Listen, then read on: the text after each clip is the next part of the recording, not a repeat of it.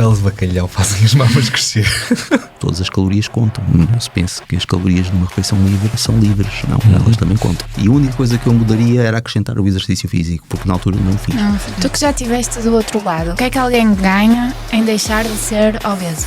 Olharmos para a coisa de uma forma mais desapaixonada, toda a gente no fundo sabe o que é que precisa de fazer para perder peso. Comi para lá chegar aos 120 quilos que eu tinha com 15 anos. Se aquela é uma refeição livre, quer dizer que as outras todas não são, não é? Que tu estás preso a uma restrição alimentar. Só neste momento 4 da tarde e eu acredito que estamos a adiar a tua última refeição. O exercício ele não existe sequer para nos pôr a gastar mais, ele existe para nos pôr a gastar melhor. Se eu estiver a pensar trocar o açúcar por outro tipo de adoçantes, é desse tipo de controvérsias que vem a ideia de que a gelatina zero te mata o cérebro. Procuram convencer as pessoas que eles têm a forma de as pessoas não fazerem exercício, comerem Kinder Bueno e mesmo assim serem magras. Para que um gordinho perca peso tem de sofrer. As dietas detox são uma cura. O problema não é o Ozempic, o problema é o que se faz enquanto se toma Ozempic. Tu achas que a testosterona, o estrógeno, o anabolizante deviam ser legalizados para a dosagem ser controlada? No Mr. Olímpia fizessem controle antidoping, o nível dos atletas ia por aí abaixo. Se formos ao ridículo da expressão, um homem pode ficar mais homem, o problema é que uma mulher fica mais homem também. Não fica. Não. O teu apoio significa muito para nós. Se gostas do que vês e ouves por aqui, subscreve o nosso canal e deixa o teu gosto e comentário sobre o que achaste deste episódio. Desta forma garantimos que tu não perdes um episódio do BMS Podcast e tu garantes que continuas desse lado connosco a explorar o mundo da saúde física e mental. Clica em subscrever e garante que recebes sempre as novidades em primeira mão. Sérgio, sabendo que a missão da BMS é tornar hábitos como a prática do exercício tão naturais como lavar os dentes, o que é que tu fazes aqui hoje? Isso é uma boa pergunta, não é? Vocês é que me convidaram e agradeço o convite, obviamente, para estar aqui presente, mas acho que terá sido, talvez por nessa área em particular, quer na área do exercício, especialmente a nível da nutrição e áreas associadas na saúde em geral, digamos assim, talvez me tenha destacado se calhar um pouco nas redes sociais, tentando passar aqui também algum conhecimento, digamos, nestes temas. E espero, obviamente, também ser aqui uma mais-valia ao podcast que possa acrescentar alguma coisa nesse sentido. Claro que sim. Muito obrigado, Sérgio. Obrigado eu pelo convite. Hoje vamos aprender mais sobre assuntos fraturantes da nossa sociedade, tais como o pão torrado engorda menos que o pão normal porque as calorias já estão queimadas. Peles de bacalhau fazem crescer as mamas. A batata doce engorda mais. Foram buscar isso. Porque é doce. Como é que se consegue emagrecer sem fazer nada? E porquê é que a gelatina zero está a matar os nossos cérebros? O nosso convidado de hoje chama-se Sérgio Veloso e se tens alguma coisa a ver com fisiologia humana e nunca ouviste falar dele, deves ficar preocupado com o teu conhecimento. Sérgio é especialista em fisiologia, metabolismo e nutrição e, para além de professor, é autor de alguns dos e-books e artigos mais disruptivos no que toca a desmistificar mitos sobre fisiologia humana. Sérgio é também CEO da Meta Clinic, uma clínica que não é uma clínica médica, não é uma clínica de nutrição, não é um centro de treino ou de fisiologia desportiva. Como os próprios se apresentam, somos tudo isso num só local com uma única equipa dedicada e mais do que a soma das partes. Perguntamos ao ChatGPT quem é o Sérgio e ele respondeu assim. Ele sabe.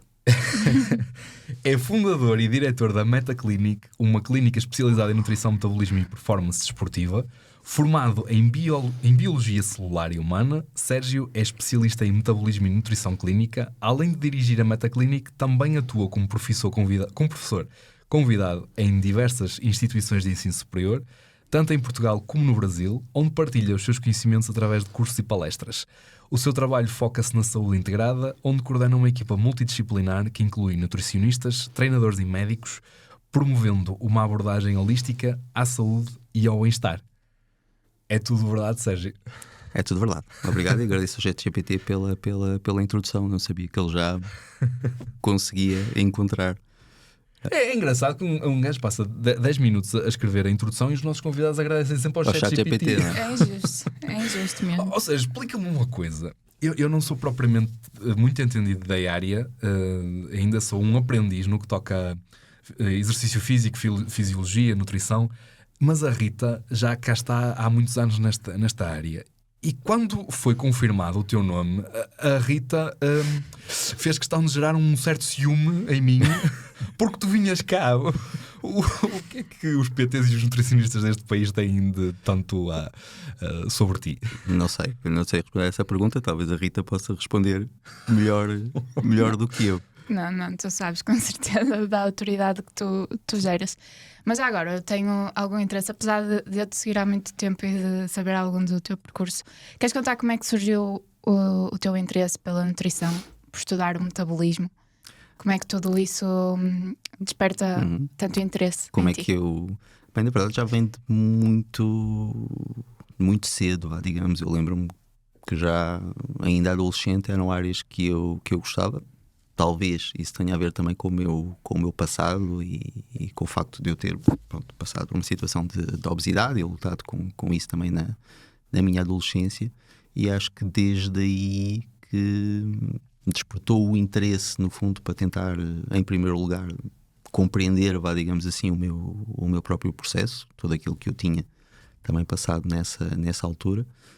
E desde essa altura que me lembro de ler sobre o assunto e estudar fisiologia já mais a sério, mesmo antes de entrar para a faculdade. E depois, a partir daí, tudo se foi encaminhando nesse sentido.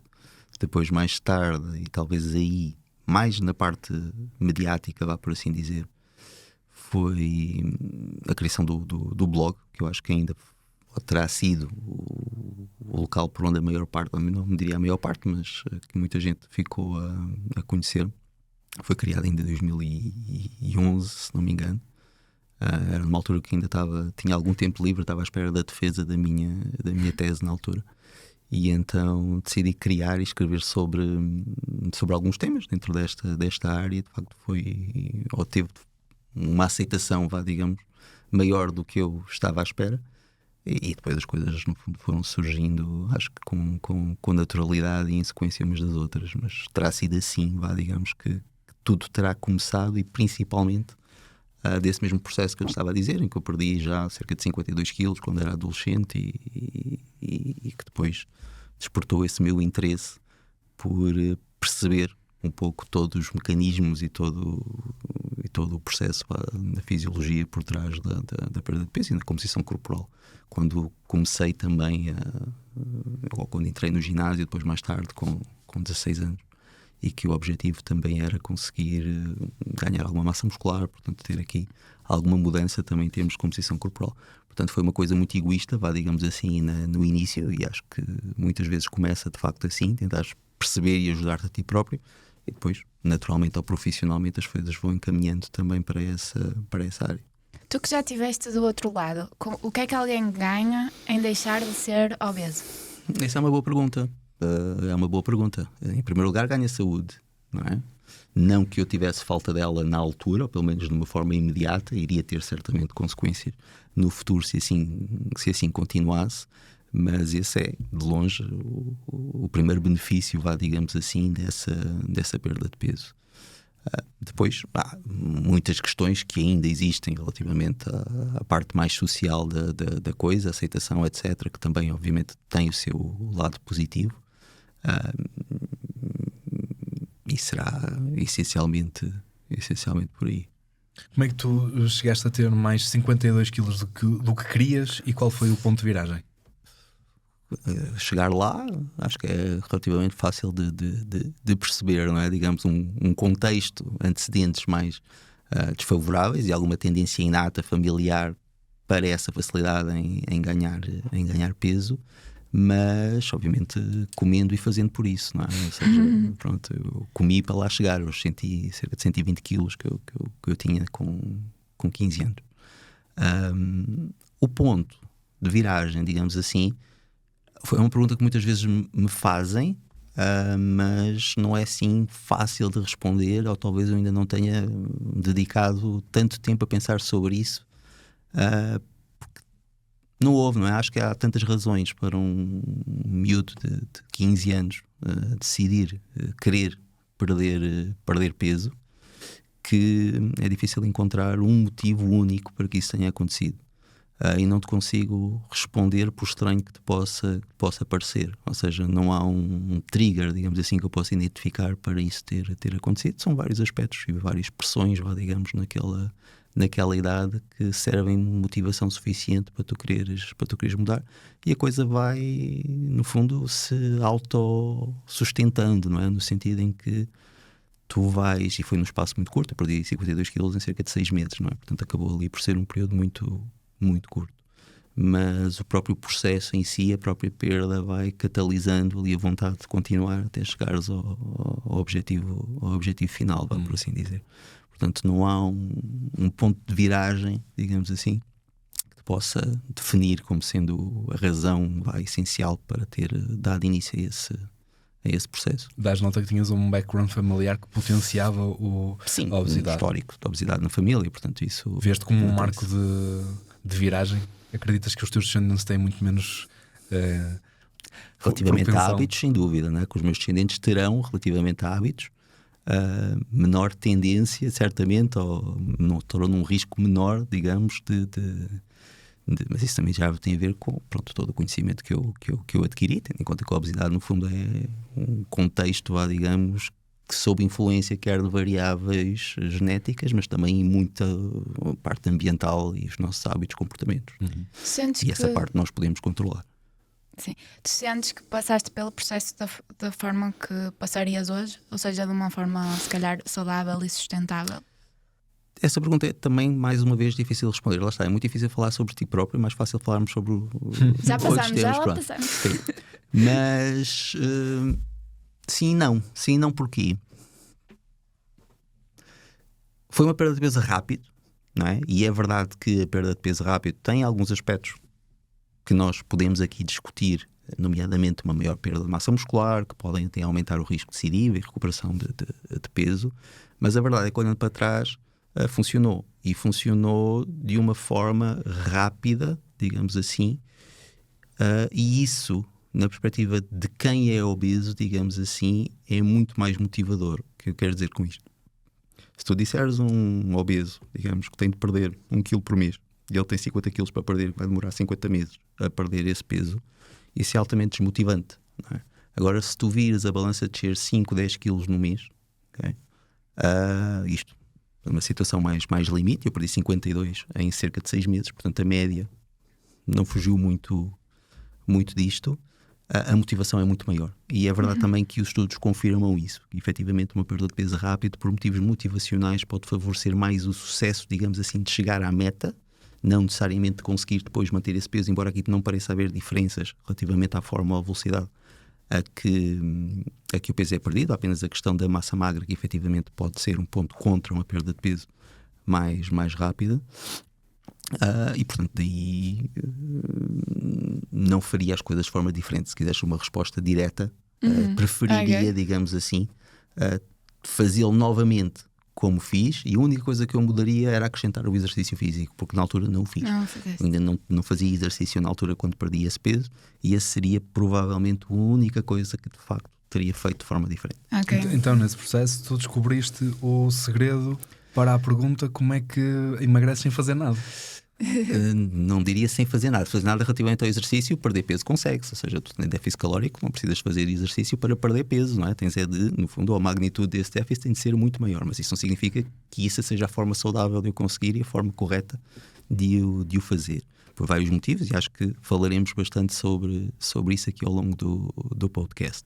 Portanto, não diria fazer nada, porque na verdade, se nós olharmos para a coisa de uma forma mais desapaixonada, toda a gente no fundo sabe o que é que precisa de fazer para perder peso, não é? Toda a gente sabe que, independentemente de ser correto ou não ser correto, etc., se comer pouco, o peso vai baixar. O problema é conseguir efetivamente fazer isso, e esta definição do pouco, digamos assim. Mas no limite, o peso baixa se tu não comeres, e foi o que eu fiz. Okay? Comia efetivamente muito pouco, não comia bem. Na altura tinha 15 anos, não sabia nada sobre o assunto, os meus pais também não sabiam nada e estavam um bocadinho mais alienados, digamos assim, do processo, devido à atividade profissional deles e tudo isso. Eu acabava por passar bastante tempo sozinho. Isso também me permitiu ser ali um processo mais meu, digamos assim, um pouco isolado, mas de facto, no limite, não é? Não comer leva-te a perder peso. Só neste momento 4 da tarde e eu acredito que estamos a adiar a tua última refeição. E portanto, estou a presumir que tu fazes um jejum intermitente. Eu não chamaria assim porque eu não gosto de dietas com nome e muito menos nesse sentido. O que é que eu quero dizer com isto? Classificar uma dieta com um nome é logo uma forma de restrição. Exatamente. E tentar, no fundo, estar a colocar as coisas demasiado compartimentalizadas e estanques quando não são. Não diria que faço um jejum intermitente. Eu na verdade diria que faço a dieta, digamos assim, que é mais adequada à minha realidade, ok? Por vários aspectos.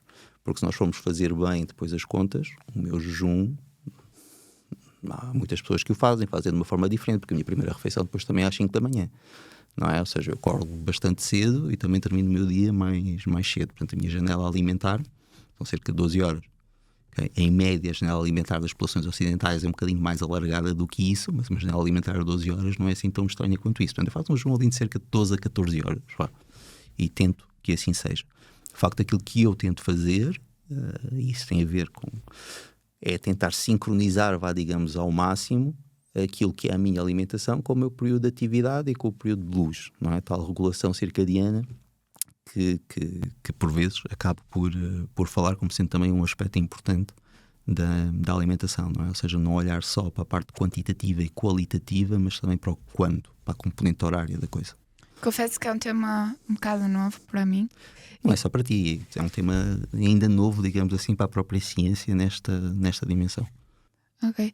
E queres falar um bocadinho disso? Qual é a importância de conhecermos esse ciclo e de distribuirmos as nossas refeições de acordo com ele?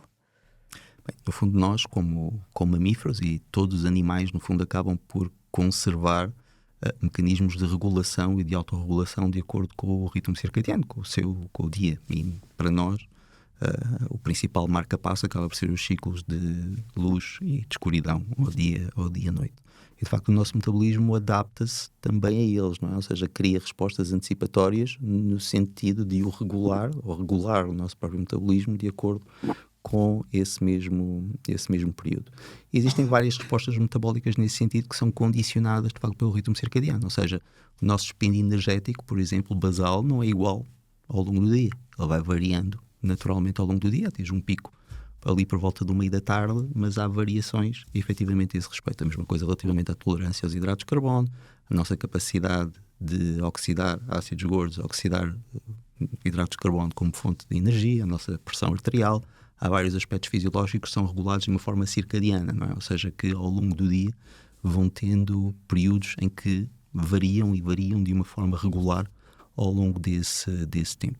E a alimentação, no fundo, não só é capaz, ou seja, é condicionada, digamos, por esses ritmos circadianos, como também é capaz de os condicionar, ou seja, é capaz de os reforçar, digamos assim, ou de os desregular, colocando-nos aqui numa situação de desalinhamento do nosso próprio metabolismo com aquilo que são as respostas normais do organismo, estas respostas antecipatórias que vão sendo criadas de acordo com esse mesmo ritmo biológico. E de facto, como eu te estava a dizer, é uma área que ainda podemos dizer que é efetivamente nova e que mesmo a ciência ainda não encontrou respostas para todas estas questões, e daí também haver aqui várias opiniões e algumas questões ainda em aberto, mas de facto parece haver vantagens neste mesmo alinhamento, digamos, do nosso padrão alimentar com aquilo que é o nosso ritmo biológico normal, digamos assim. Nós, como sendo animais diurnos, em que o nosso período de atividade é durante o dia, também as nossas refeições deveriam estar de certa forma alinhadas com esse período de luz que reflete precisamente o nosso período de maior atividade. Parece-me que isso induz à importância de uma rotina também. Sim, e esse pode e deve, e a meu ver será, um dos aspectos principais. Ou seja, não só a questão deste alinhamento circadiano, mas a questão da regularidade. Okay? facto de tu permitires que o nosso organismo se adapte a um determinado padrão, no sentido precisamente de criar essas respostas antecipatórias fisiológicas normais e que são positivas, okay? Para que, no fundo, ele consiga, de uma forma, tentando dizer isto de uma forma mais simples, consiga, no fundo, lidar com esses estímulos externos de uma forma mais eficaz. E aqui falo das refeições em concreto. Ao fazeres a tua primeira refeição às 5 da manhã e a última às 4 ou 5 da tarde, a tua maior preocupação está nesse alinhamento da tua alimentação com a tua atividade e com essa criação dessa rotina, que é fazer mais ou menos as mesmas coisas às mesmas horas. Qual é a preocupação com o facto de passares as 12 horas sem comer? Aquela procura pela cetose? Relativamente aos 12 horas é pouco tempo para tu atingires atingir cetose, digamos assim. Portanto, ainda não será um período que te permita entrar nesse mesmo processo. Portanto, essa não é, a meu ver, a questão. Ou seja, não é a importância de tu entrares em cetose, por assim dizer. Há um aspecto importante relativamente à componente metabólica, digamos, que, no fundo, nos leva de uma forma mais a tentar garantir ali um período de jejum maior, que tem muito a ver com os ciclos de depleção e regeneração do glicogênio hepático, porque isso acaba por ser também uma forma de regulação dos nossos relógios biológicos periféricos. Nós temos vários, de uma forma hierárquica, um relógio biológico central, que é o nosso núcleo supraquiasmático no cérebro, que no fundo regula a secreção de melatonina e uma série de outros processos metabólicos também. Depois temos os nossos relógios periféricos, que no fundo são órgãos, como é o caso do fígado, como é o próprio tecido muscular, como é o caso do tecido adiposo, e que têm os seus próprios relógios internos. E estes relógios periféricos, digamos assim, de alguma forma devem estar alinhados com aquele que é o nosso relógio central, e são no fundo também regulados em certa medida por ele, podendo obviamente em alguns aspectos colocar-se aqui numa situação de distúrbio e desalinhamento circadiano entre estes relógios biológicos, como é, por exemplo, fazer as refeições, entre aspas, fora daquilo que seria o horário, digamos assim, normal, entre aspas, de o fazer. E esse ciclo normal, digamos, de depleção do glicogênio hepático e recuperação ao início do dia, parece ser efetivamente também importante neste alinhamento circadiano. E de facto há uma necessidade de uma janela alimentar, digamos assim, ou uma janela de jejum, digamos assim, para que isso aconteça, que em cerca de 12, 14 horas no limite deverá ser suficiente. Há algum caso específico em que procurar a cetose pode fazer sentido? Eu pessoalmente não sou defensor, nem acho que uma dieta cetogénica, digamos assim, possa de alguma forma trazer vantagens ou entrada num processo de cetose.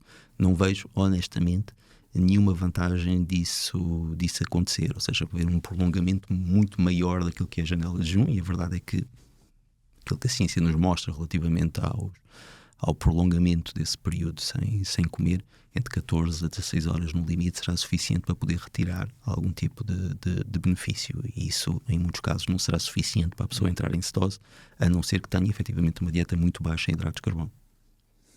Tu achas que estas rotinas muito estabelecidas, como é o caso de hoje, que tu provavelmente vais fazer a tua última refeição mais tarde do que aquilo que seria normal, podem funcionar para toda a gente, ou achas que pode criar algum tipo de pressão menos boa, no caso de um fator externo que vai obrigar a um incumprimento? Sim. Isso depende muito também da mentalidade da própria pessoa, se é uma pessoa mais rígida naquilo que diz respeito aos seus comportamentos, ou que garante alguma flexibilidade que não compromete, digamos assim, olhando numa janela mais alargada, por assim dizer. Obviamente que qualquer comportamento vai sempre depender muito dos antecedentes e do contexto da pessoa que nós estamos a falar, e que em algumas situações é verdade que isso poderá colocar um stress adicional e tornar a coisa mais ou mais negativa do que positiva, não é? No entanto, do ponto de vista fisiológico, isso não invalida que de facto a criação dessa rotina, possa de facto e é positiva naquilo que é a regulação do próprio metabolismo. Quanto à parte psicológica, já há outros componentes aqui a ter em conta, e acredito que em algumas situações isso possa colocar a pessoa sob algum stress adicional, mas depende muito da forma também como a pessoa encara a situação. Sim. Em termos práticos, para quem não percebe nada do assunto, em que é que isto se traduz? Uma melhor resposta fisiológica e metabólica? No fundo, aquilo que os estudos nos dizem relativamente a isto em concreto nós estamos a falar, relativamente a um alinhamento, digamos, daquilo que é a nossa janela alimentar com o nosso período de atividade, o nosso ritmo circadiano normal e também, como estávamos a falar há pouco, e isso é algo que é importante reforçar, a importância da rotina, talvez até mais do que esta sincronização que estávamos aqui a falar há pouco, traduz essencialmente no quê? Do ponto de vista metabólico, maior tolerância aos hidratos de carbono, que é um aspecto também importante do nosso metabolismo, um maior gasto energético pós-prandial, ou seja, nós no fundo quando comemos, quando ingerimos uma refeição, quando ingerimos calorias e energia, o nosso metabolismo tende no fundo a aumentar no sentido de metabolizar e processar aquilo que foi ingerido, e aquilo que parece existir é efetivamente um aumento deste efeito térmico dos alimentos quando há uma rotina relativamente aos horários das refeições, e menos fome, que é um aspecto também ele muito importante, se não o mais importante, quando o objetivo é manter, digamos, um determinado aporte energético e não ceder aquilo que são as nossas necessidades efetivas de energia. Portanto, uma maior regulação, digamos, dos nossos próprios mecanismos homeostáticos de controle do apetite àquilo que efetivamente nós necessitamos. Uma pessoa que cumpre esta regra rigidamente durante 5 dias ou 6 dias, e depois tem aquele dia em que vamos dizer, se destrói toda como uma cheat meal. Tu já escreveste sobre isso e sobre os perigos. Essa pessoa está em maior risco que alguém que mantém simplesmente a consistência? Não diria isso. Ou seja, a questão da cheat meal é um bocadinho diferente daquilo que nós estamos aqui a falar, ou seja, não será por teres uma refeição fora daquilo que é o teu alinhamento normal que isso irá levar a uma disrupção muito significativa desses processos e que possa ter um impacto negativo. Eu, por exemplo, tenho essa rotina, mas lido muito bem com algum desvio pontual que exista dessa mesma rotina, como é, por exemplo, hoje, que não estou em casa, não estou, no fundo, no meu ambiente, por assim dizer.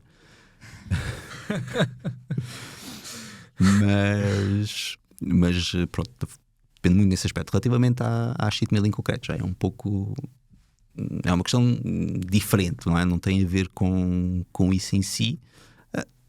Tem a ver com a própria, pode ter a ver com a própria rotina, mas a questão é mais sobre o benefício ou prejuízo que ela pode ter ou não numa perspectiva de resultados a prazo, seja ele de perda de peso, ganho de massa muscular, o que quer que seja.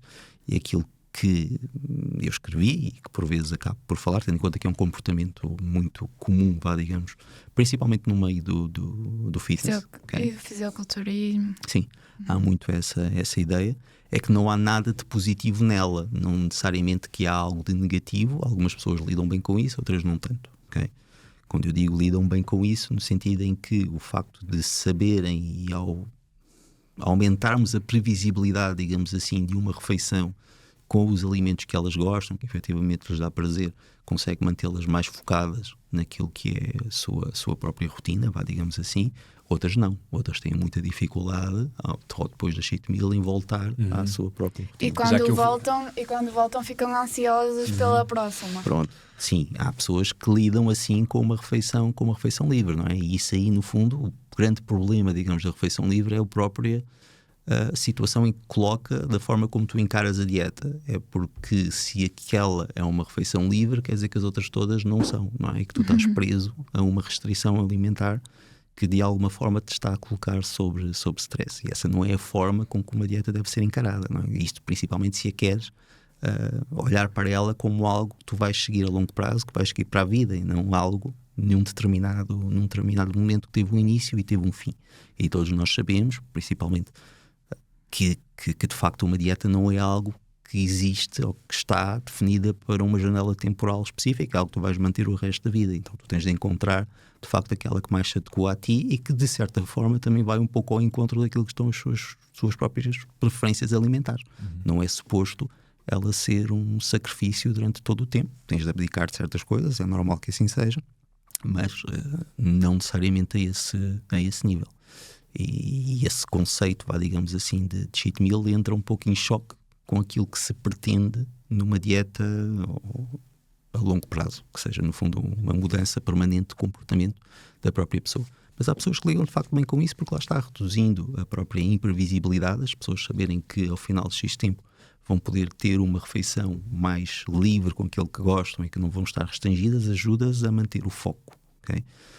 e a reduzir até um pouco, a atenuar a própria gratificação associada à refeição e conseguirem, no fundo, também retomar a dieta normal com alguma facilidade. Mas há pessoas que não lidam dessa forma. Okay? E pode também, em certa medida, comprometer seriamente o teu objetivo de perda de peso, porque de facto todas as calorias contam. Não se pense que as calorias numa refeição livre são livres, não, elas também contam. Okay? E, por exemplo, se tu tiveres um homem, vamos imaginar uma situação hipotética, mas que necessite de 3.000 quilocalorias para manter o peso, portanto fisicamente ativo, e que durante a semana fizer um déficit de, imagina, 800 quilocalorias. Ao final da semana ele tem um saldo negativo de 4.000 calorias.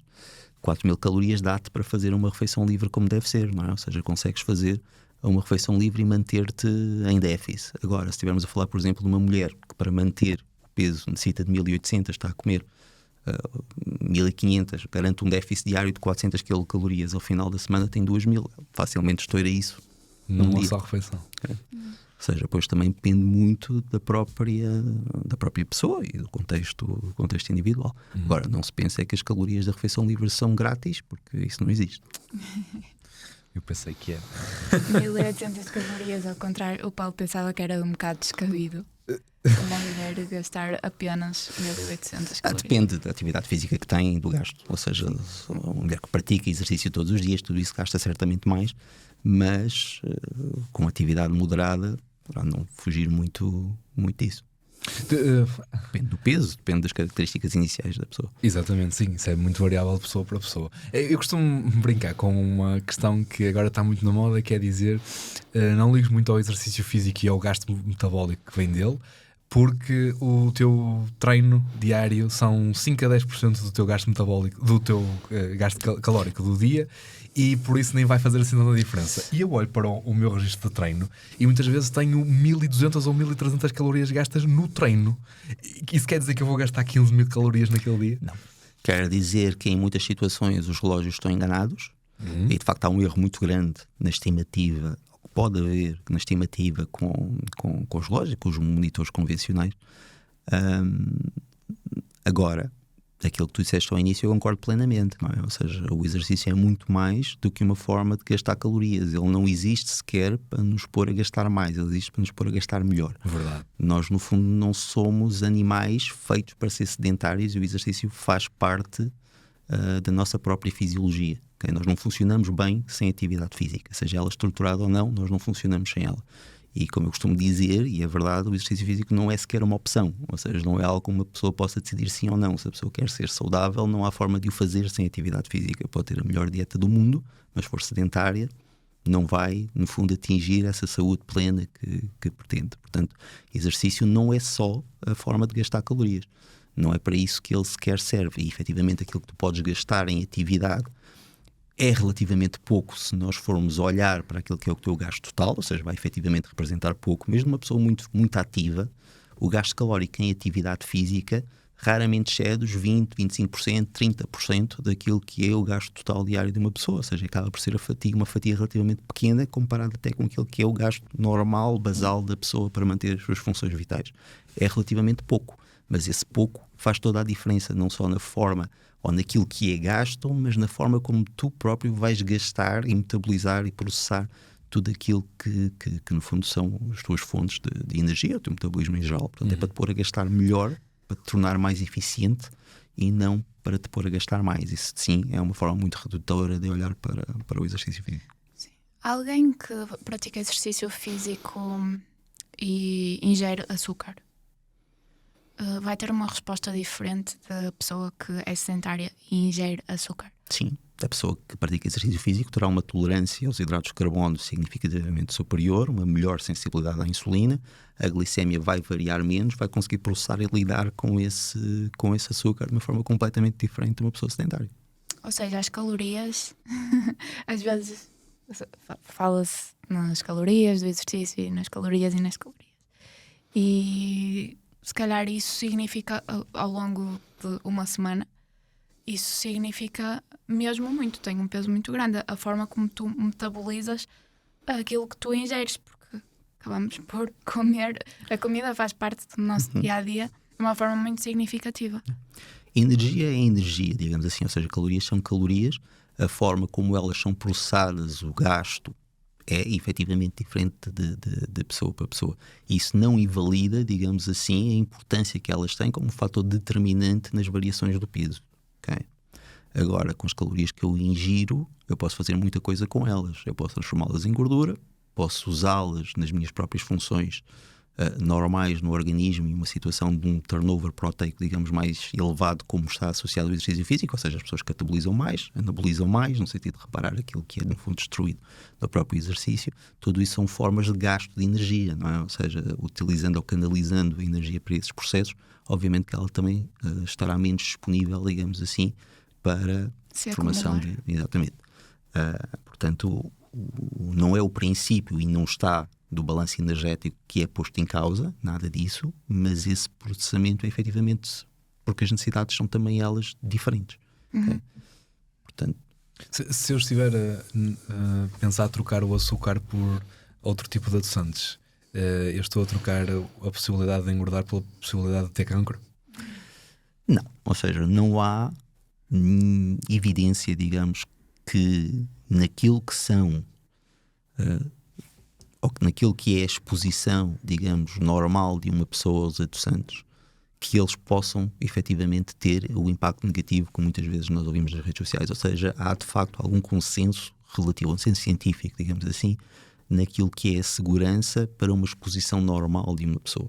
Se nós olharmos, obviamente, para estudos de toxicologia com ratos, em que são utilizadas doses massivas, muitas vezes por administração intravenosa e não por via oral, como é a forma natural de os ingerir, então podemos encontrar muitas justificações para esses medos infundados de vir a ter cancro ou do que quer que seja. Mas esse medo não é, digamos, sustentado pela ciência. Aquilo que os estudos nos dizem, efetivamente, e os ensaios clínicos, os estudos controlados, randomizados com adoçantes para perda de peso em particular, é que eles podem, de facto, ter um impacto positivo. É verdade que há muitas limitações nesses estudos, porque eles têm uma duração relativamente curta, ou seja, não conseguimos aferir aquilo que a longo prazo eles poderiam ou não provocar, mas já nos dá efetivamente aqui alguma margem de segurança para atestar, digamos, essa mesma segurança, passando a redundância. Portanto, no geral, a evidência mostra-nos, ou parece mostrar, que eles são seguros, okay? E que até podem ter um impacto positivo na gestão do peso. É verdade também que existe alguma evidência que nós podemos encontrar em sentido oposto, e por isso é uma questão bastante controversa, a questão dos adoçantes artificiais, okay? Para a qual a ciência, digamos, ainda não deu uma resposta de tal maneira perentória que acabe com essas dúvidas e que deixe a discussão, digamos, mais clara. Mas, no geral, acho que todos podemos, de alguma forma, concordar que numa quantidade moderada podem efetivamente ter um lugar e até um impacto positivo em alguns aspectos na dieta de uma pessoa, podendo garantir também aqui algum prazer associado a determinados alimentos. É desse tipo de controvérsias que vem a ideia de que a gelatina zero te mata o cérebro? Eu não tinha ouvido essa, mas eu não tinha ouvido essa associação em particular. Até porque a gelatina zero, em muitos casos, não é adoçada artificialmente no sentido de utilização de edulcorantes químicos. Utilizam muitas vezes açúcares alcoólicos, como é o caso do sorbitol, o malitol, e eles não são necessariamente químicos. Eles são substâncias produzidas e que, em alguns casos, até nós próprios produzimos no organismo. Portanto, nem sequer são questões comparáveis, por assim dizer. Mas acho que esse tipo de afirmações não está todo correta e acaba por favorecer certo terrorismo nutricional de que ninguém beneficia, okay? Relativamente a diabolizar determinados alimentos como esses, por exemplo, a gelatina zero e outros, quando de facto não há evidência que o justifique.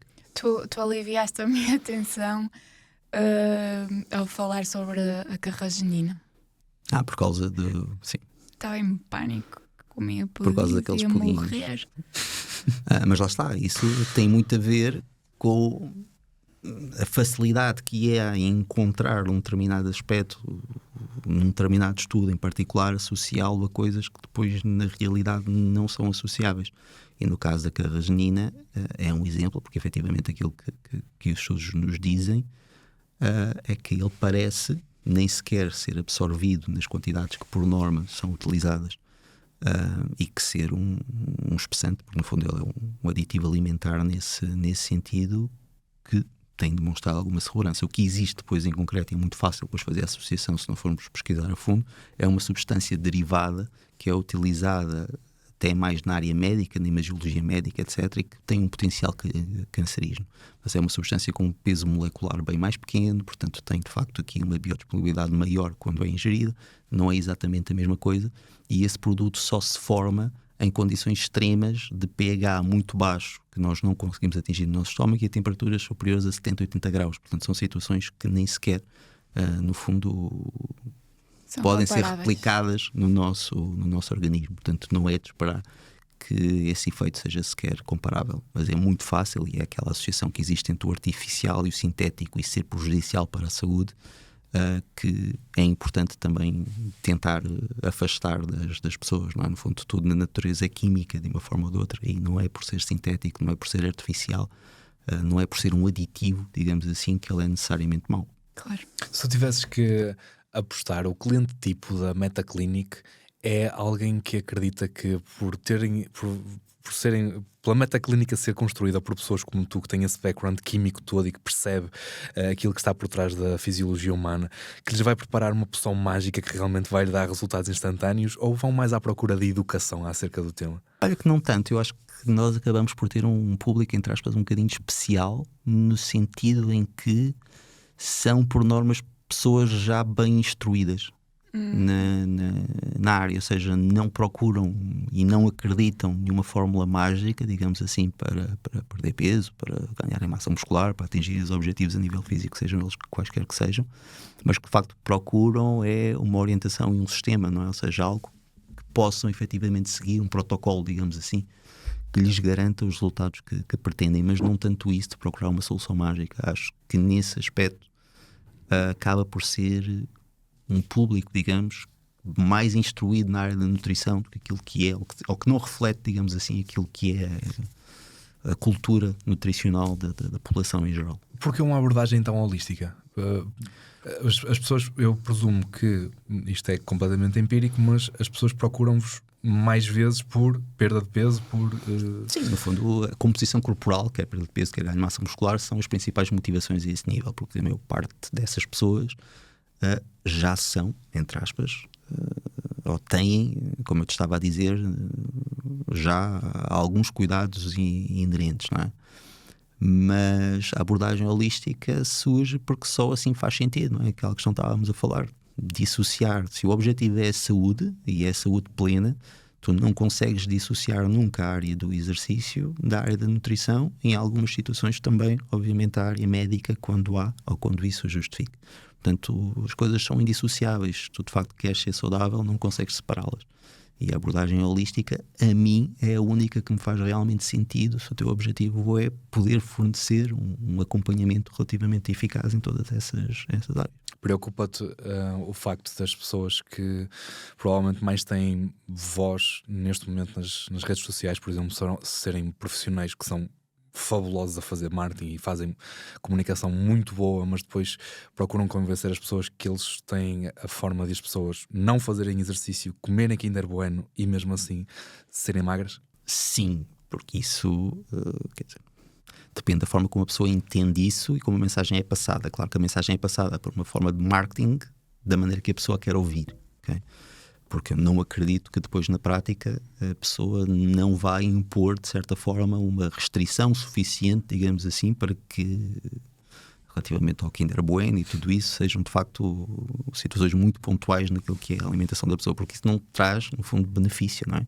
E promover a não prática de exercício aí muito menos, não é? Ou seja, dizer que não é necessário, ele efetivamente pode não ser necessário para a perda de peso. Eu, como te estava a dizer, eu próprio provei isso em mim próprio há 15 anos atrás, não é? Ou seja, eu não precisei de treinar para perder 52 quilos, não é isso que está em causa, mas eu preciso de fazer exercício para ser saudável. Isso são duas questões que não se podem sequer dissociar. Portanto, tentar fazer passar que efetivamente consegues perder peso sem exercício não deixa de ser verdade, mas aí estás a dissociar a perda de peso da questão da saúde. Exatamente. Porque as duas coisas são incompatíveis. Ser sedentário e ser saudável não dá. Não é receita mágica que as pessoas estão à procura toda. Toda a gente quer. Já se disse muitas vezes aqui, eu estava a tentar lembrar exatamente a expressão que era, mas era se. Como é que é? Se vendesses saúde ou se vendesses magreza. Não, mas se vendesses saúde num comprimido, era o medicamento mais vendido do mundo. Se os efeitos do exercício se vendessem num medicamento, toda a gente comprava. Sim, é verdade, porque requeria, ou seja, conseguias fazer ali um bypass à parte do esforço, não é? Porque o exercício requer esforço, né?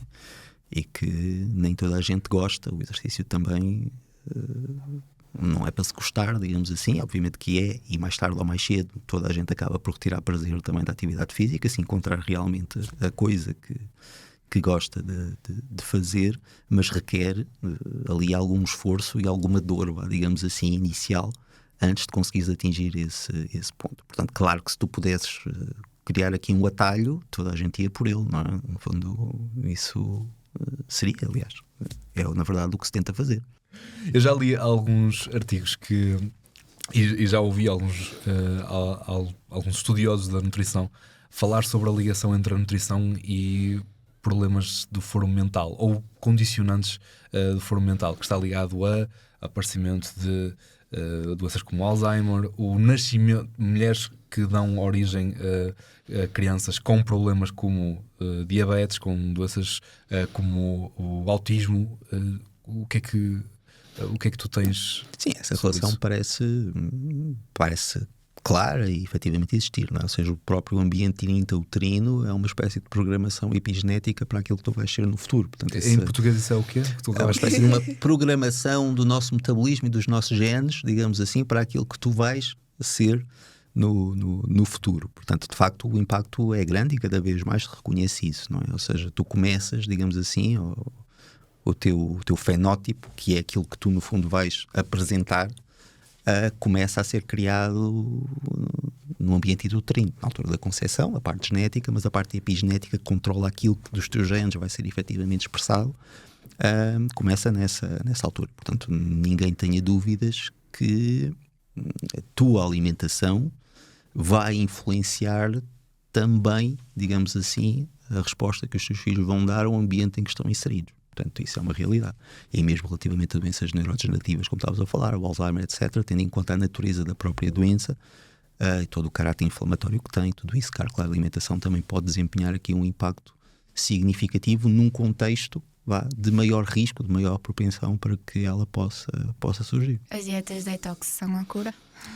Não são de toda a cura, e o detox é um bocadinho um mito, digamos assim, muito romantizado e muito fácil, digamos, de as pessoas entrarem por aí. Mas efetivamente nós temos, e mal seria se não tivéssemos, todos os mecanismos internos, digamos, necessários para nos permitir detoxificar e lidar com substâncias, podemos chamar tóxicas, o que quer que seja, que fazem parte do nosso ambiente. Portanto, nós não vivemos num ambiente estéril, num ambiente totalmente puro, e temos de lidar com essas mesmas substâncias, e o nosso fígado, os nossos rins, os nossos pulmões são capazes de lidar de forma bastante eficiente com elas. A dieta em si, não há nenhuma prova, nem sequer nenhum sentido que uma determinada estratégia alimentar específica possa de alguma forma acelerar esse processo. Portanto, isso é um mito, digamos.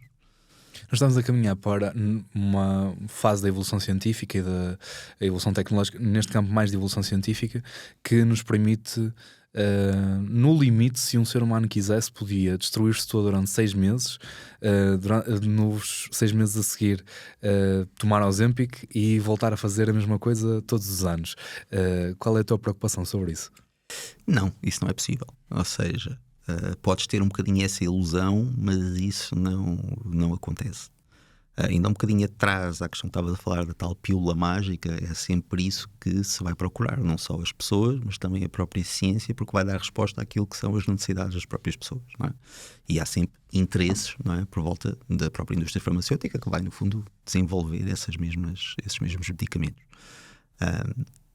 Efetivamente eles funcionam, e parece evidente e transversal a vários estudos que têm sido feitos e bastante rigorosos, que de facto a medicação para a perda de peso de uma forma geral pode funcionar para atingir esse objetivo, mas depois vem o depois. O depois normalmente é que é sempre o problema, que é quando tu já não estás a tomar, se de facto és capaz de conseguir manter os resultados que conseguiste. E isso tem vários fatores que condicionam a incapacidade que as pessoas têm demonstrado em conseguir de facto manter essa perda de peso. Questões comportamentais, obviamente, e também, de certa forma, algumas questões metabólicas num contexto já diferente quando tu deixas a própria droga. Portanto, aquilo que nós encontramos é que de facto não parecem ser soluções definitivas. Não é? Claro que podes sempre tomar de uma forma cíclica, mas também é verdade que empiricamente aquilo que se tem notado é que a eficácia não é a mesma, ou seja, que ao longo do tempo a eficácia, falando em concreto do Ozempic e outros análogos de GLP-1, substâncias aparentadas, é que de facto o resultado que tu tiveste a primeira vez depois não se replica com a mesma magnitude nas tomas subsequentes. Efetivamente funciona, e também é importante falar na questão das próprias drogas para a perda de peso numa outra dimensão, não é? Porque há sempre um estigma relativamente à obesidade, e talvez, se calhar, eu tendo passado por isso, consigo vê-lo de uma forma um bocadinho diferente. Às vezes parece também que para que um gordinho perca peso tem de sofrer, e que se houvesse uma forma fácil de o conseguir era quase como uma batota. Okay? O que é uma forma errada, a meu ver, de olhar para a coisa, porque no fundo a obesidade pode ser vista como uma doença, e se de facto existir, e se algum dia surgir um medicamento que de facto te consiga ajudar a perder peso, ele deve ser utilizado e deve ser promovido a sua utilização, desde que, e isso tem sido um aspecto que falha, durante o processo de perda de peso se aproveite precisamente para fazer a educação e a mudança comportamental que vai permitir no futuro conseguir manter esses mesmos resultados. Isso é que não parece haver grande investimento a esse nível. Ou seja, o problema não é o Ozempic, o problema é o que se faz enquanto se toma Ozempic. É o que se faz ou o que não se faz, ou seja, não aproveitar essa janela de toma para efetivamente solidificar aquilo que são as mudanças comportamentais e a nível de estilo de vida, quer a prática de exercício físico, quer a mudança radical a nível daquilo que são os padrões alimentares, que possam permitir de alguma forma a pessoa, quando deixar a droga, mantenha pelo menos parte daquilo que conseguiu perder com a ajuda da medicação. E isso é que eu não vejo ser promovido, digamos, por muitos dos profissionais médicos que no fundo recorrem a este tipo de estratégias para a perda de peso. E sem isso ninguém se iluda.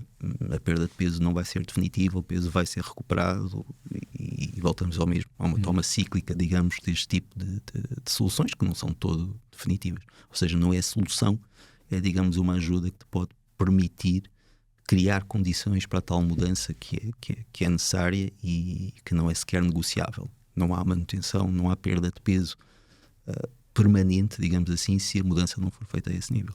Quando eu li sobre a droga a primeira vez, vi alguma estatística sobre o Ozempic que dizia que o controle que estavam a fazer sobre os casos, em média, as pessoas ganhavam cerca de 70% do peso depois de deixar a droga. O grande problema nem era esse, o grande problema era que cerca de 40% da massa que tu perdias durante o processo era magra. Sim. E isso também tem muito que lhe diga, na verdade. Sabes que, e vai ao encontro que eu estava a falar inicialmente, vai haver sempre uma grande resistência. Eu acredito que não seja por mal, mas como há muito estigma ainda relativamente à obesidade, à forma como se olha para essa medicação, e faz com que nós nos foquemos apenas nos pontos negativos, okay, em detrimento da parte positiva. Porque eu, por exemplo, olho para esse mesmo estudo, que é o Step 1 que estás a falar, um dos primeiros que foi feito com o Ozempic, e de facto sim, 40% de perda de massa magra, mas eu vou olhar para o grupo controle, que foi o grupo que não tomou Ozempic, e eles perderam 50 e tal % de massa magra. Okay? Ou seja, depende da forma como tu olhas para esses dados. Ok, mas então o que é que aconteceu aí? Há muitas coisas e podíamos olhar para o estudo em si e a forma como foi feita a avaliação da composição corporal, porque independentemente de tudo o resto, quando tu perdes muito peso inicialmente, perdes também muita água. O nosso tecido adiposo tem ainda uma quantidade de água, e água é massa magra, estando ela no tecido adiposo, estando ela no tecido muscular, que de facto vai ser perdida quando essa perda de peso ocorre. E a própria avaliação é um bocadinho cega a isso, digamos assim, ou seja, nós não conseguimos saber em concreto aquilo que foi massa gorda ou a componente de massa magra presente na massa gorda que foi perdida. Para isso só conseguiríamos utilizando, por exemplo, ressonância magnética para avaliação da composição corporal, que não foi feita na altura, utilizou-se um DEXA, que é cego a essas variações do estado de hidratação da massa gorda. Portanto, há aqui muitas componentes técnicas, digamos, que não nos permitem ainda tentar perceber, digamos aqui, se de facto esses 40% são 40% reais ou se teve muito a ver com a perda de massa magra associada ao tecido adiposo, que é normal numa perda de peso. A questão aqui também não é só essa, é, de facto, sim, se nós compararmos com estratégias nutricionais e de mudança de estilo de vida, etc., para a perda de peso, efetivamente parece que a perda de massa magra foi maior com o Ozempic, cerca de 40%, enquanto que nos outros estudos entre 20% a 30%. Isso é assumido, digamos, como sendo o normal, digamos, quando a perda de peso é, no fundo, através de...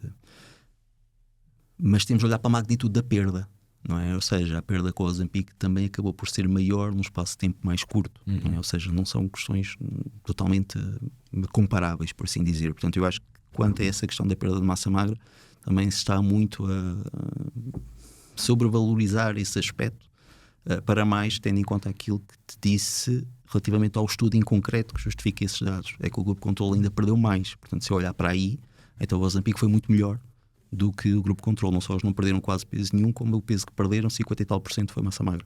Okay? Portanto, aí dá mais a entender, ou pelo menos os indícios são que de facto tem mais a ver com a própria metodologia do que propriamente com a droga em si. Na tua visão, o Ozempic, o ideal era Ozempic com educação ao mesmo tempo, ou tu não vês a Metaclinic, por exemplo, a usar uma droga como o Ozempic e utilizar sempre métodos? Não, nós temos alguns clientes lá que estão medicados, muitas vezes não medicados por nós, mas que fazem no fundo o acompanhamento médico, obviamente, e que estão a tomar Ozempic ou substâncias análogos de GLP-1, portanto a mesma família, e que procuram ao mesmo tempo e simultâneo fazer essas mudanças que são necessárias, não é? Claro que tu estando a tomar Ozempic e se não estiveres a treinar, por exemplo, a tua perda de massa magra, a perda de massa muscular será muito, muito superior. Portanto, há formas de conseguires mitigar também esses aspectos menos positivos, digamos assim, da utilização destas drogas, que passam precisamente pelo comportamento. E é no fundo isso que as pessoas procuram também quando estão ou quando são instruídas nesse sentido. E em maior parte dos casos, infelizmente, não são. Mas há algum efeito secundário menos positivo ou não?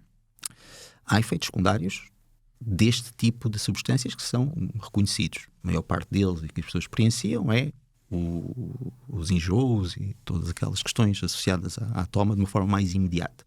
Depois há situações mais extremas, não é? Como a própria paralisia do trato gastrointestinal, mas isso são efeitos secundários muito raros, pancreatites, etc., que já foram verificadas, mas são de tal maneira raros, nós é que temos tendência também para sobrevalorizar os números de 1 ou 2 casos que vão acontecendo. Claro que, como o número de pessoas a utilizar aumentou exponencialmente, não é? O número de casos que vão aparecer também vai aumentar.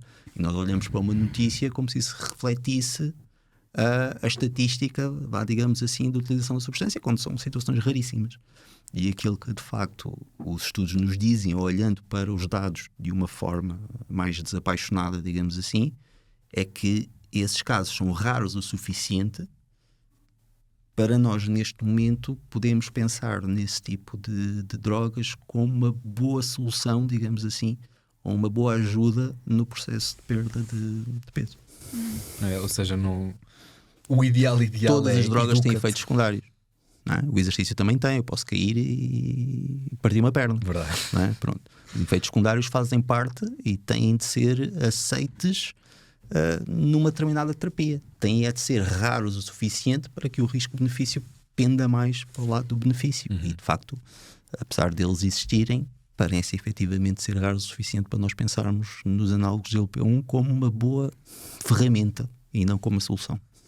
Passando das drogas que são centradas em fazer-te perder massa para aquelas que são usadas para ganhar massa. Aquela noção que se tem do pessoal que toma anabolizantes e que fica com o cérebro um bocadinho alterado, isso é mesmo assim que funciona? Sim, mas eu vejo que depende muito dos antecedentes, mas sim, pronto, pelo que a evidência nos diz, que os estudos nos dizem, e há de facto estudos nesse sentido, é que há alterações na própria estrutura cerebral com a utilização de esteroides anabolizantes. São normais, decorrentes, digamos, e dessa carga hormonal, nomeadamente a redução do próprio córtex pré-frontal, que é a parte mais cognitiva, digamos assim, do cérebro, e um alargamento da amígdala, que é a parte mais instintiva, digamos assim. Portanto, podemos traduzir isto como uma tendência para maior impulsividade com a utilização de esteroides menos anabolizantes. capacidade de raciocínio. Diria menos capacidade de raciocínio, menos capacidade de colocares um travão, digamos assim, aos teus impulsos. Okay? Mais isso do que propriamente. As pessoas não ficam necessariamente burras, entre aspas. Mas mais lerdas. Não sei se isso não é sinónimo, mas pronto. Mas menos capacidade, como estava a dizer, de lidar com essa componente mais instintiva do comportamento. Sim, isso parece ser uma realidade, mas depende também muito dos teus antecedentes, não é? Ou seja, por exemplo, há muita associação entre a utilização de esteroides anabolizantes, testosterona, com o aumento da agressividade. Isso, por exemplo, não parece ser uma realidade. Ela aumenta a agressividade num contexto de risco, ou seja, quando de facto a pessoa já é naturalmente agressiva, digamos assim, o que ela faz é reduzir o limiar para que um determinado comportamento se manifeste. O que a testosterona aumenta, de uma perspectiva evolutiva e biológica da coisa, é a tua competitividade. E muitas vezes a competitividade passa também por comportamentos agressivos. Então vai sempre depender muito dos antecedentes do contexto, e uma pessoa que é agressiva com esteroides anabolizantes vai se tornar muito mais agressiva, digamos assim. Mas uma pessoa que não é por os tomar que, no fundo, de repente, de um dia para o outro, se vai tornar agressiva. Na verdade, se tu quiseres fazer um comparativo, desculpa a parte, e há um investigador que faz muito bem essa associação, e que é o Robert Sapolsky, que é um neurobiólogo muito conhecido, professor da Universidade de Stanford. Se tu desses testosterona, no fundo, a 2 monges budistas, eles não iam se tornar agressivos. O que ia acontecer é que eles iam competir entre eles para ver qual é que fazia mais atos bondosos, fazendo aqui a comparação. Não é? Ou seja, vai aumentar a tua competitividade. Competitividade é que em algumas situações, de facto, pode, no fundo, estar na base de algum tipo de comportamento agressivo. Tu achas que a testosterona, os esteroides anabolizantes deviam ser legalizados para a dosagem ser controlada ou não? Acho que seria uma mensagem perversa a passar, não é? Porque se eles fossem, no fundo, legalizados e normalizados, o tipo de mensagem, digamos assim, ia ser um bocadinho deturpada. Não é? Portanto, acho que não deveriam ser. Mas não achas que o seu uso iria ser mais racional e talvez aconselhado? Por quem sabe? Poderia, mas repara numa coisa. Atenção que eu estou a perguntar, Sim, mas sim. eu estou neutra neste assunto. Não? Repara, tu pedires a um médico, o médico faz um juramento, não é? Que é do no harm, não fazer mal, digamos assim. E que qualquer terapia, digamos assim, que ele no fundo te vai propor, tendo em conta que qualquer droga acaba por ter um risco e um benefício, não é? O risco, os colaterais e o benefício associado à toma. Qual é que seria o interesse clínico, digamos assim, da utilização de esteroides anabolizantes para ganhar massa muscular? Ou seja, do ponto de vista da saúde, do ponto de vista clínico, o que é que a pessoa teria como benefício para poder, no fundo, ponderar relativamente àquilo que são os riscos da toma da substância? Não é? Não existe. Ou seja, para um médico, a meu ver, nessa perspectiva, não será legítimo nunca ele prescrever algo que sabe que à partida pode ter um impacto negativo, com o objetivo único de melhorar a tua composição corporal, não havendo um benefício clínico efetivo da toma da substância. Porque os esteroides anabolizantes são medicamentos, como quaisquer outros. Têm aplicações clínicas. Foram criados para isso, muitos deles. Outros não tanto, mas muitos deles o foram. E de facto, não havendo esse benefício clínico, a meu ver, não acho, sinceramente,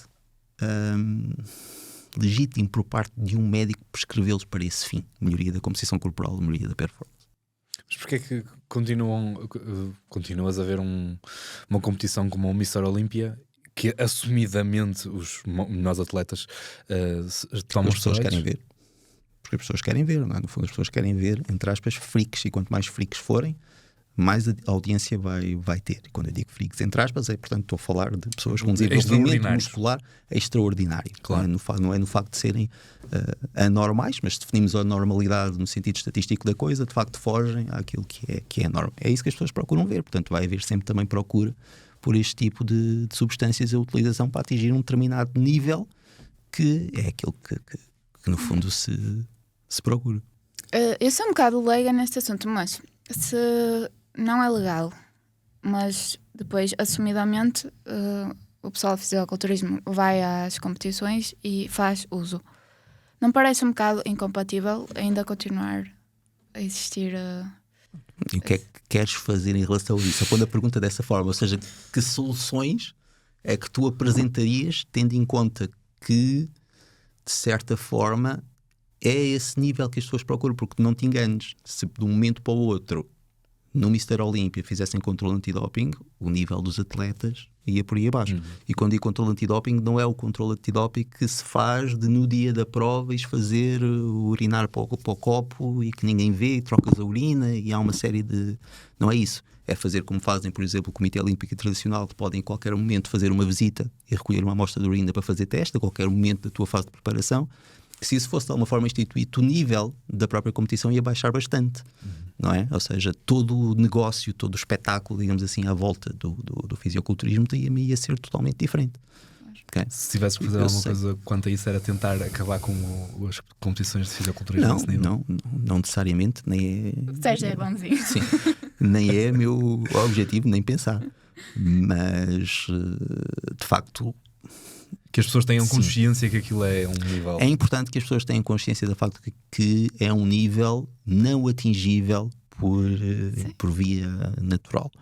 Ou que as pessoas que poderão, no fundo, aproximar-se daquilo sem utilização de drogas são um grupo muito restrito de abençoados genéticos que, de alguma forma, podem se aproximar do nível que um atleta olímpia se pode atingir. É mesmo muito importante essa consciência, porque caso contrário há frustração. É muito. E aquilo que não diria que me custa, mas que é importante também tentar combater é precisamente não é quem usa, okay? Porque eu acho que cada um sabe de si, cada um sabendo aquilo que são as consequências e os potenciais riscos, pode tomar as decisões que quiser. E acho que o culturismo, na sua essência, é uma competição contigo próprio, não deve ser vista como uma competição com o outro. É tentar passar a ideia de que aquilo é possível, não é? Ou que estamos naquele nível por comer frango com arroz e treinar todos os dias, não é? Ou seja, quando não é. Podem dizer que os esteroides anabolizantes não faz o culturista, mas então queria vê-los sem, para ver que resultados ou que tipo de resultados é que conseguiriam ter comparando com aquele ponto. Verdade. Em questão naquele momento. Verdade. Eu cheguei a ver um estudo que até comparava era um atleta que com a maior carga de treino possível que não tomasse e alguém que não treinasse e que tomasse. Em termos de recuperação não é comparável, ou seja, são dois mundos completamente diferentes. Quem já tomou sabe, relata isso com facilidade, portanto são duas situações completamente distintas. É a Não, mesma mas coisa esse estudo comparava alguém que não treinava e tomava e mesmo assim os efeitos eram maiores. Mas relativamente ao ganho de massa muscular, não é? Sim. Pronto, esse foi o estudo inicial, foi o primeiro estudo, foi em 1998, para teres uma ideia. Foi o primeiro a utilizar doses superfisiológicas em pessoas não treinadas, digamos assim, para tentar perceber o que é que se ganhava em termos de massa muscular. E o que de facto se verificou foi que o ganho de massa magra, e atenção, já vamos fazer aqui essa ressalva, o ganho de massa magra foi de facto superior em quem não tomava, a quem tomava, aliás, e não treinava, do que quem treinava e não tomava. E quem treinava e tomava teve então ganhos ainda maiores. Pronto, quando isso fazer aqui esta ressalva é porque, mais uma vez, e isto tem a ver com os próprios entendimentos de fisiologia, é que massa magra não é necessariamente massa muscular. Okay? E uma das coisas que os esteroides anabolizantes fazem é aumentar muito a tua água corporal.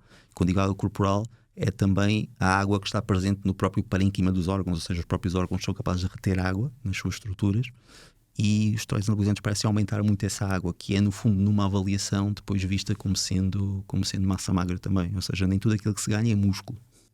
Ou seja, às vezes o volume não significa força. O volume muscular. Muitas vezes não significa, não há essa relação direta.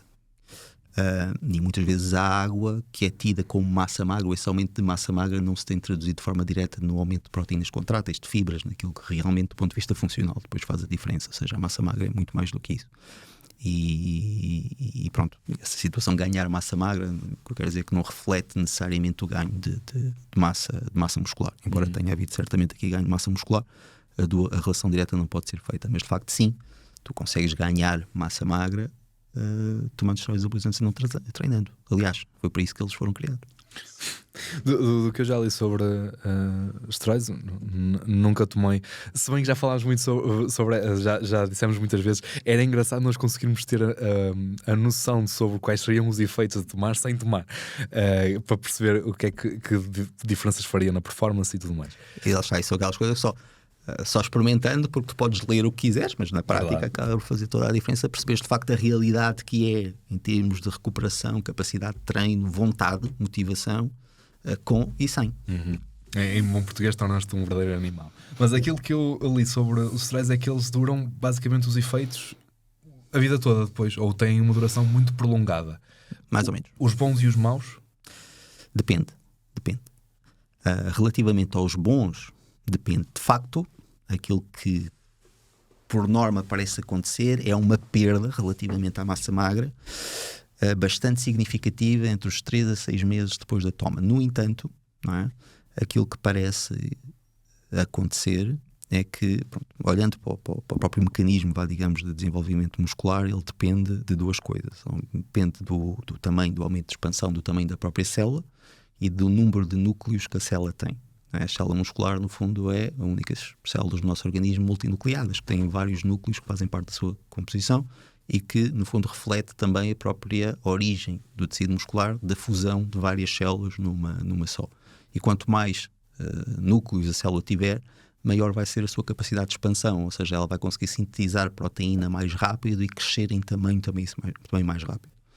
E os esteroides anabolizantes parecem aumentar o número de mionúcleos nas células, ou seja, enquanto tu tomas e treinas, há uma maior fusão das células satélite, são células com capacidade de diferenciação e fusão com as fibras musculares, e o número de mionúcleos nas células musculares parece aumentar. E o que é que isso faz? Faz com que, mesmo depois de tu tomares, a tua capacidade de sintetizar proteína e de hipertrofiar seja maior do que se não tivesses tomado, porque tens mais núcleos na célula muscular.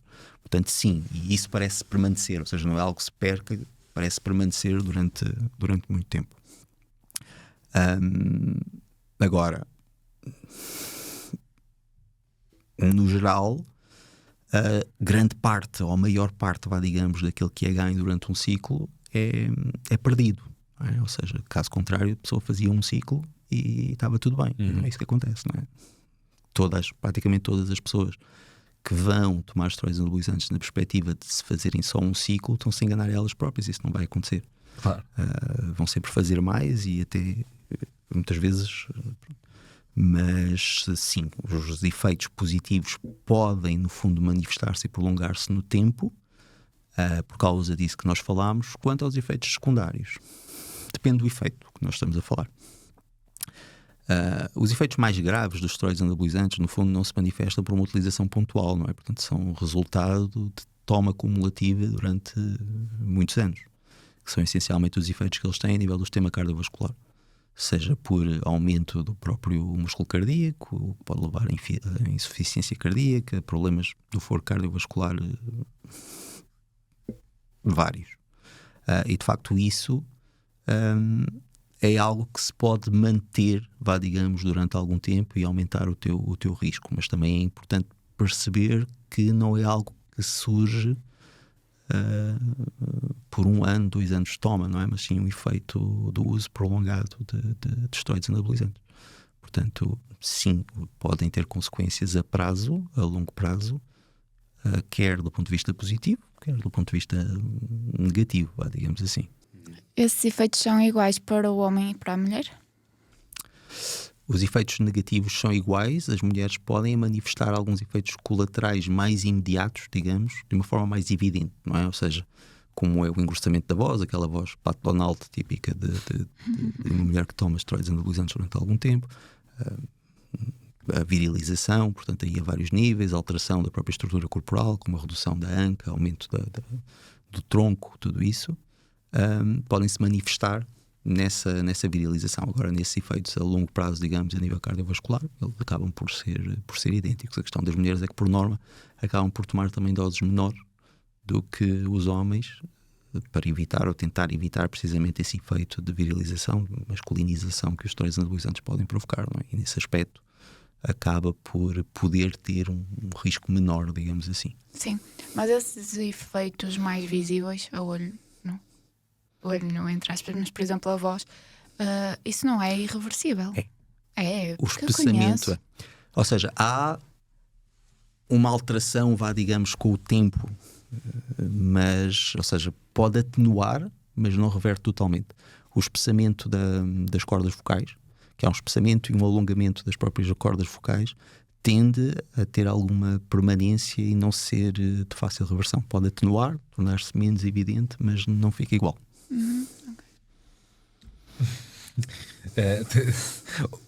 No geral, os efeitos são sempre mais notórios numa mulher do que num homem, infelizmente, porque um homem tem esse processo cerebral, essas questões complicadas. Mas a nível de desenvolvimento muscular, nos homens, por norma, também acaba por ser mais evidente, não é? Por causa pela questão também da dose que é tomada, que por norma é muito maior do que no caso de uma mulher, e que o objetivo também é expressar precisamente esse desenvolvimento, enquanto que uma mulher não é tanto isso, e as doses por norma acabam por ser menores. Sim. E mesmo o efeito em termos de expressão, ou aquilo que se pretende em termos de desenvolvimento muscular, também acaba por ser distinto. A diferença é que, lá está, se formos ao ridículo da expressão, um homem pode ficar mais homem, o problema é que uma mulher fica mais homem também, não fica? Não. E que o homem fica mais homem, que do ponto de Na vista... virilidade. Sim, pronto. Podemos pôr as coisas dessa forma, porque também acaba por haver uma certa virilização, digamos assim, mas mais nos aspectos físicos, na verdade. Okay? No caso das mulheres, portanto, é algo mais a nível fenotípico, nas alterações físicas, do que propriamente a nível comportamental. As mulheres, Nesse aspecto. Okay? Ou seja, não há necessariamente uma masculinização, digamos assim, do comportamento com os esteroides anabolizantes nas mulheres. Ok. E tem a ver com a dose e não com o tipo de... Não, tem a ver com a dose e com a própria resposta, e diferentes a nível cerebral, não é? Ou seja, uma mulher responde também a hormonas de uma forma diferente. A nossa resposta, na verdade, às hormonas esteroides em geral é determinada também no nosso ambiente intrauterino, okay? Que é uma fase muito importante do desenvolvimento do próprio cérebro. E o cérebro de um homem e de uma mulher é diferente, okay? Até nas respostas a determinadas hormonas. E isso não muda, digamos assim, com a toma de esteroides anabolizantes. Ou seja, os efeitos não são, mesmo a nível comportamental, necessariamente os mesmos, porque o contexto é também ele diferente. A arquitetura do próprio cérebro, por assim dizer, é diferente. Como é que tu vês o futuro próximo da Meta Clinic e do Sérgio Veloso? Os próximos passos, para onde é que isto vai? Olha, sinceramente, não. Como também acaba por ser um projeto bastante recente, portanto as coisas estão a evoluir naturalmente ao seu ritmo. Se me perguntares aquilo que eu gostaria, digamos assim, há obviamente interesse em poder, se calhar, expandir, sair só de Lisboa e passar também a outras áreas, passar também um bocadinho mais, investir também um bocadinho mais na área da investigação, por paixão pessoal, porque é uma área que me desperta particular interesse, mas nesse projeto em particular passará um pouco mais por aí. Como é que tu vês a tecnologia a mudar a forma como vocês chegam a quem vos procura? A forma como nós chegamos... Ou seja, como é que tu tens alguma projeção sobre como é que a tecnologia pode tornar diferente o acompanhamento que vocês dão às pessoas? Por exemplo, um treinador tem-nos falado muito sobre os gadgets, a forma como eu acompanho a pessoa, em vez de ser só aquela hora em que ela está comigo, eu poderes fazer essa monitorização e tudo isso. Sim, é uma área também que nós estamos a tentar, estamos a investir também, ou seja, as ferramentas para um acompanhamento mais próximo, por assim dizer, mas algo que está na base também da Meta Clinic é precisamente a hipótese de nós podermos trazer, digamos assim, à pessoa comum aquilo que por norma está reservado à investigação, a atletas de competição e tudo isso. Ou seja, nós usamos no fundo também tecnologias que por norma não são utilizadas nesse tipo de acompanhamento. Ou seja, temos a capacidade de fazer avaliações por DEXA, temos possibilidade de fazer avaliações das taxas metabólicas de repouso, o coeficiente respiratório. Por DEXA, por exemplo? A avaliação da composição corporal, no fundo, metodologia, digamos, mais precisa, digamos, de avaliação. É um scan corporal para... Exato, é uma máquina que era o que eu te queria dizer no outro dia. Estávamos a falar nas balanças e eu estava-lhe a dizer que são muito pouco viáveis. A Rita é fã de balanças de bioimpedância. Não É sei fã? nada. Não. Não sei nada. De maneira nenhuma. Lá em Melgaço, quando eu estudei, tínhamos um DEXA e aquilo tu deitas e acaba por ser muito mais viável. Mas por acaso não sabia dessa questão que tu falaste sobre a água. Sim, o DEXA não é, ou seja, é uma técnica altamente precisa no sentido em que permite uma grande reprodutibilidade, ou seja, em medições sucessivas ele dá valores muito idênticos. Okay? Ao contrário da bioimpedância, que tem uma variação muito significativa por fatores externos, desde a própria temperatura até o estado de hidratação. Portanto, há muitos aspectos que influenciam depois a avaliação por bioimpedância, que tem menos impacto, digamos assim, na avaliação por DEXA. Agora, naquilo que diz respeito ao accuracy, trazendo para português talvez a certeza, digamos, da métrica, o DEXA também tem acaba por ter os seus problemas e as suas próprias limitações. A única forma que tu tens de medir de forma concreta a composição corporal de uma pessoa é de escala e fazendo a avaliação química da quantidade de gordura. Portanto, não há forma de fazer uma medição in vivo. Nós fazemos aproximações estimativas de acordo com as técnicas que temos disponíveis. Todas elas têm as suas limitações. O DEXA é uma delas. É mais precisa, mas também tem os seus problemas, e esse é um deles. Esta forma de acompanhar as pessoas através do que elas fazem quando não estão contigo. Esse é o principal desafio em qualquer acompanhamento a esse nível. Claro. Okay? Porque no fundo não controlas o comportamento das pessoas e independentemente do que for, ninguém pode ter um compromisso maior com o processo do que a própria pessoa que está a passar por ele. Claro que há formas que tu tens, e essa monitorização que estavas a falar garantem ou que podem ajudar a garantir uma maior adesão, mas esse é o principal desafio em qualquer estratégia de acompanhamento, principalmente a nível nutricional, que é a forma de a pessoa aderir, digamos assim, ao protocolo que lhe é estabelecido. Acreditas que é a forma de a longo prazo conseguir educar com mais eficácia as pessoas, que é o facto de haver um contacto mais próximo com essa realidade? Às vezes o contacto mais próximo não significa necessariamente educação, não é? Ou seja, tu também, se levares a pessoa ao colo, entre aspas, não garante se calhar a tal aprendizagem que é necessária para que ela se torne autónoma. E um dos principais desafios que se poderá ter é precisamente de conseguir, no fundo, preparar a pessoa para que ela deixe de precisar de ti depressa. E esse deve ser o principal objetivo de qualquer pessoa que trabalhe na área comportamental a nível da nutrição.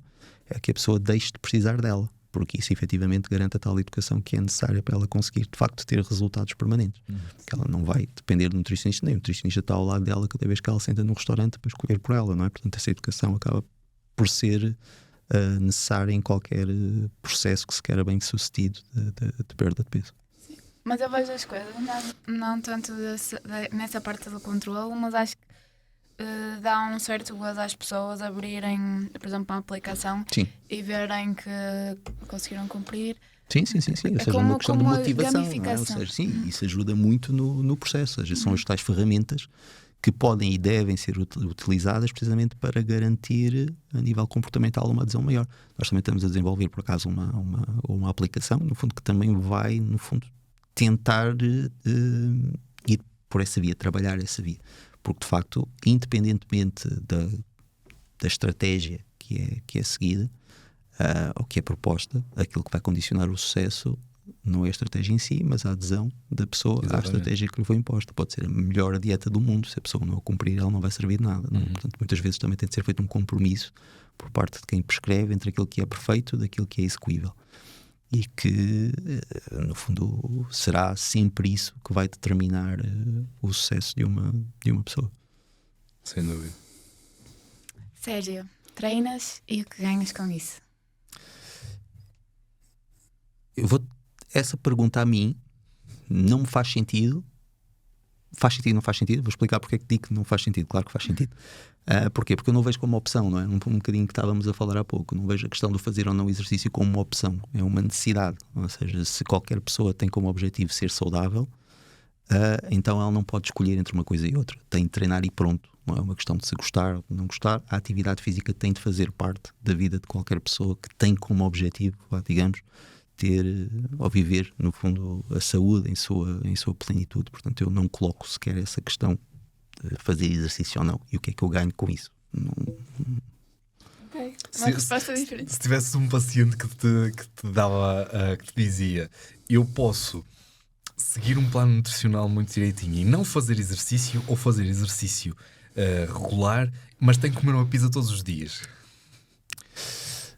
Eu diria que são questões de opções, ou seja, depende do compromisso que tu estás disposto a assumir com o teu próprio processo. Agora, se tu queres efetivamente maximizar a tua saúde, nenhuma dessas vias é aquela que tu tens de escolher. Okay? Depois aí acaba por ser opções. Qual seria o menos mau dos dois caminhos? De quê? De treinar e poder comer uma pizza todos os dias? Portanto, foste Manipula a escolher. resposta.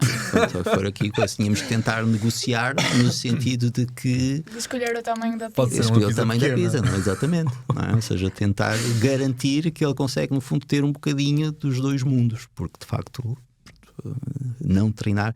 Quando digo treinar, ou seja, nem sequer tem de ser numa perspectiva de um treino estruturado. Falta atividade física de uma forma mais genérica. A verdade é que o nosso estilo de vida é, por norma, muito sedentário e implica que o exercício físico estruturado, num determinado período de tempo, seja a forma mais viável também de o conseguir fazer. Porque, naturalmente, somos, ou tornámos-nos, digamos, sociedades mais sedentárias. Mas lá está, não é uma opção. Okay? Nem sequer coloco essa situação como uma opção e, de facto, se a pessoa não treina, devia fazê-lo. Se não pratica exercício, se não pratica algo, se não é fisicamente ativo, vamos pôr as coisas desta forma, deveria fazê-lo se o objetivo é saúde, e esse é o objetivo principal, o que deve ser, obviamente, o objetivo principal de qualquer pessoa. Claro. Se tivesses a missão de elevar os 5% de população portuguesa que tem o desporto como um estilo de vida para 95%, começavas por onde?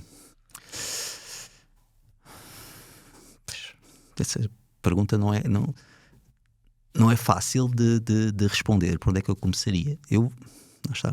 Perguntei-lhe vejo sobre células e... Pois mas é, isto não, exatamente. isto não. Não é? Perguntas menos a nível do comportamento e mais a nível da fisiologia. Se eu como vejo ou seja, a minha dificuldade de resposta a isso tem muito a ver também com as minhas limitações na abordagem do problema relativamente à individualização. Ou seja, eu vejo o caso por si.